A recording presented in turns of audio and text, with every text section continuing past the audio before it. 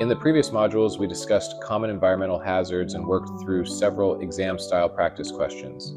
Now let's review memory tools and exam strategies related to environmental issues in real estate. Understanding these shortcuts can help you quickly recognize the correct answers on the Arizona real estate licensing exam.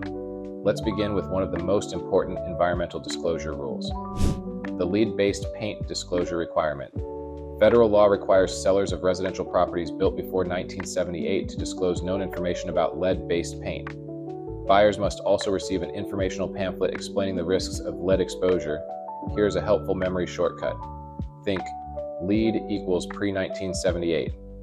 If the home was built before 1978, the lead-based paint disclosure rule applies.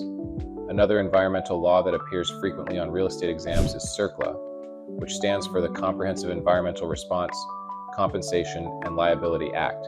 CERCLA is often called the Superfund Law.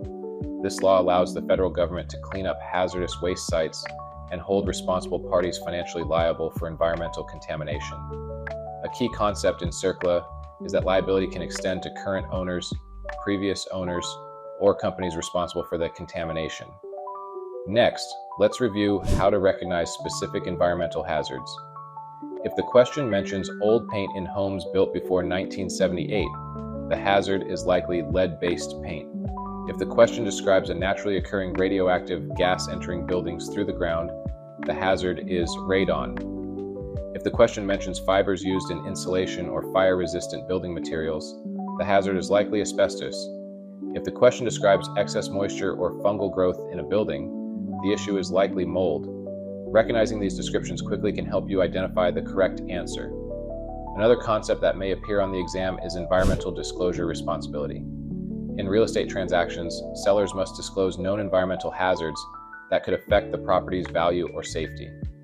These disclosures help protect buyers and ensure transparency during the transaction process.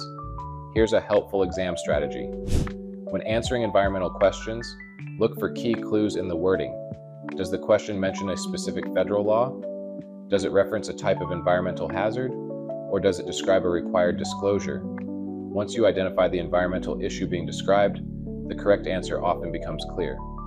Understanding environmental hazards and federal environmental laws will help you answer many questions on the Arizona real estate licensing exam. In the next section of Property Professor's AZ Real Estate Exam series, we'll move into real estate math, where we'll discuss the calculations that often appear on the Arizona real estate exam. If you're serious about becoming a licensed real estate agent in Arizona and want mentorship beyond just passing the exam, connect with me. I'm building a team of well-trained professionals who want to build their careers the right way.